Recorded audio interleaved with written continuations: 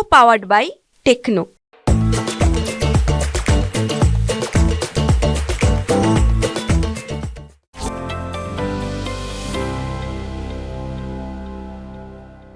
Stock x ray, आज हम बात करेंगे एक ऐसे शेयर की जिसके दर्शक काफ़ी सवाल पूछते हैं और डेली बेसिस पर जब भी हम कोई दूसरी सीरीज़ चला रहे होते हैं उसमें उज्जीवन स्मॉल फाइनेंस बैंक पर काफ़ी दर्शक सवाल पूछते हैं कि सर इस पर भी एक डिटेल में एनालिसिस कर दीजिए। तो आज हमने सोचा कि इस पर एक एनालिसिस करने की कोशिश करते हैं। अगर इस काउंटर को देखें तो 2024 में मार्केट में जिस तरह की रैली देखने के लिए मिली, अगर किसी का काउंटर 25% गिर जाए तो डेफिनेटली दुख होगा और ये काउंटर उसी श्रेणी में आता है। 25% गिरा हुआ ये दिसंबर 29 को जब मार्केट क्लोज हुआ था, 30-31 की छुट्टी थी, वहाँ से 29 दिसंबर के बाद से और अभी तक ये 25% गिरा हुआ है शेयर। साथ ही अगर देखें तो जून 2022 में हालांकि इसने अपना ऑल टाइम लो लगाया था 13.5 रुपये और दिसंबर 2023 तक जो इसने अपना हाई लगाया वो करीब 63 रुपये का लगाया। तो वहाँ से ही ये गिरना शुरू हुआ। मतलब एक पहले 1.5 साल जून 2022 से दिसंबर 2023 तक तो बहुत शानदार रहे, लेकिन दिसंबर के बाद यानी कि 2024 अभी तक खराब रहा है। अब खराब रहने के कारण भी हैं कुछ।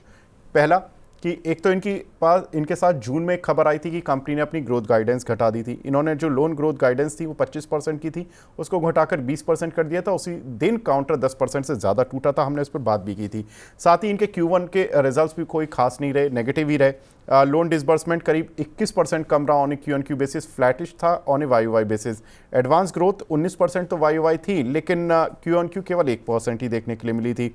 अब खबर ये भी आ रही है कि जुलाई अगस्त में जिस तरह से पूरे देश भर में भारी बारिश रही है और जो इनकी मेन ज्योग्राफी है जहां पर कि इनका ज़्यादा बिजनेस होता है, वहां पर कलेक्शन में थोड़ी सी इनकी कमी आ रही है, जिसकी वजह से इनके जो Q2 में बैंक ने ही कहा है कि इनके जो स्लिपेजेस हैं वो हो सकता है बढ़ते हुए दिखाई दें। तो ये थोड़ा सा स्लाइट नेगेटिव है अभी फिलहाल शॉर्ट टर्म के लिए, इस क्वार्टर के लिए भी। लेकिन कंपनी के किस तरह के फंडामेंटल हैं वो भी देख लेते हैं। कंपनी का माइक्रो फाइनेंस सेक्टर में करीब 4.8% मार्केट शेयर है। कंपनी का AUM करीब 20,800 करोड़ का है। लोन ग्रोथ कंपनी की 5 ईयर CAGR पर अगर देखें तो 13.3% आती है। नेट इंटरेस्ट मार्जिन बैंक के करीब 9% है। ग्रॉस NPA 2.2%, नेट NPA आधा % से भी कम 0.3% है। लेकिन नेगेटिव बात हुई, पॉजिटिव भी बात करनी जरूरी है। क्या पॉजिटिव हो सकता है? तो कंपनी को खुद लगता है कि नवंबर दिसंबर से डिमांड रिकवरी की उम्मीद है। नेट इंटरेस्ट मार्जिन कंपनी को लगता है कि अभी भी 9% ही रहेंगे। साथ ही इन्होंने जो नए सेगमेंट शुरू किए थे, गोल्ड लोन और व्हीकल लोन, वहाँ से भी अच्छी ग्रोथ आ रही है इनको। FY24 में अनुमानित EPS 6.4% और FY25 में अनुमानित EPS करीब 7.9 की है। एक्सिस सिक्योरिटीज़ की ये राय है। बुक वैल्यू इनकी करीब 28.7 है और price to book value ratio 1.45 है। रिकमेंडेशंस हम ब्रोकरेज हाउसेस की लेंगे। टारगेट्स एक बार ले लेते हैं। वैसे ICICI सिक्योरिटीज़ का टारगेट 50 रुपये का है। एक्सिस सिक्योरिटीज़ का टारगेट 52 रुपये का है, जिन्होंने बाय रिकमेंडेशन दी हुई है। यस सिक्योरिटीज़ ने भी बाय रिकमेंडेशन दी हुई है, उनका टारगेट 65 रुपये का है। सनी सर, मैं आपसे जानना चाहता हूँ सर, एक कंपनी जिसका Q2 खराब रहेगा और कंपनी का मैनेजमेंट सोचता है कि Q3 Q4 से रिकवरी आ जाएगी, तो इसको खरीदारी करने का, एवरेज करने का कोई सही समय है या अभी इस काउंटर से दूर रहे? क्या करना है सर?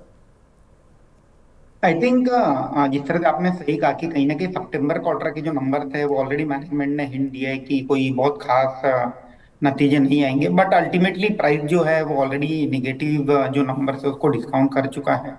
तो अगर किसी का हॉराइजन एटलीस्ट 6 महीने का है, क्योंकि सितंबर क्वार्टर में कहीं ना कहीं हम जब रिजल्ट आने के बाद जो एनालिस्ट कॉल होगी उसमें मुझे लगता है कि अगर पॉजिटिव कमेंट्री सुनने मिलती है मैनेजमेंट की ओर से तो स्टॉक प्राइस शायद वहां से एक यू टर्न लेके अपवर्ड मोमेंटम में जाने की कोशिश करेगा। तो मुझे लगता है कि it's the right time to accumulate the stock in a gradual manner.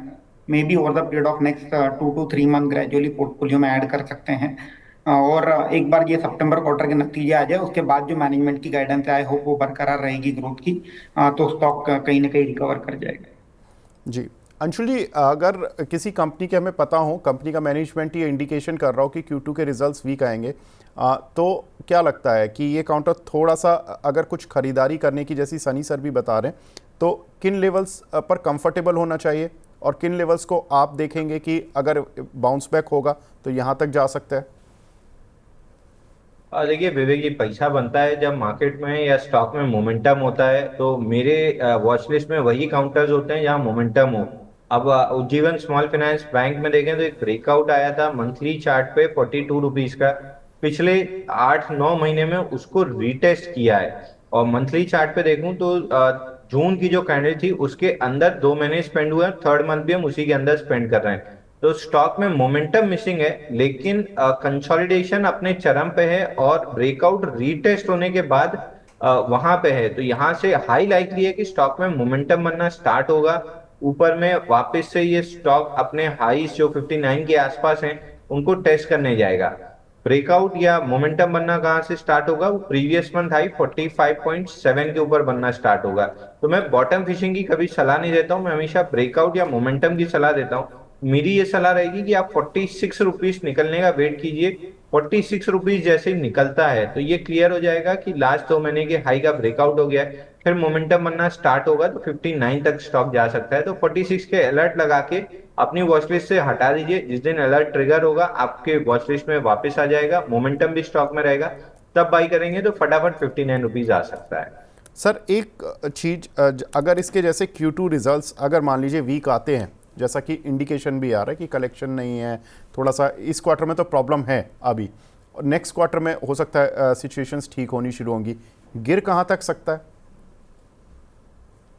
देखिए डाउनसाइड में एक जो मेजर सपोर्ट है वो 42 रुपीज का है जो होल्ड हो रहा है और ओके। पिछले 6 होल्ड हो रहा है। तो एक स्टॉप लॉस आप थोड़ा सा बफर देके 41 रुपीज का लगा लीजिए कि 41 के नीचे अगर क्लोज करता है वीकली बेसिस पे तो फिर ये स्टॉक थोड़ा सा खराब होता हुआ दिखेगा। लेकिन ब्रेकआउट रीटेस्ट करके जिस आपका कंसोलिडेशन और लोअर वॉल्यूम पे है, ब्रेकडाउन की पॉसिबिलिटी बहुत कम दिख रही है।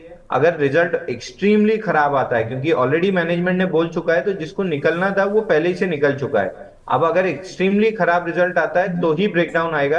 अगर एक्सपेक्टेशन के आसपास आता है तो जिसको निकलना था वो निकल चुका है, यानी स्टॉक हल्का हो चुका है। अब यहाँ से अपसाइड ही ज्यादा दिखेगी।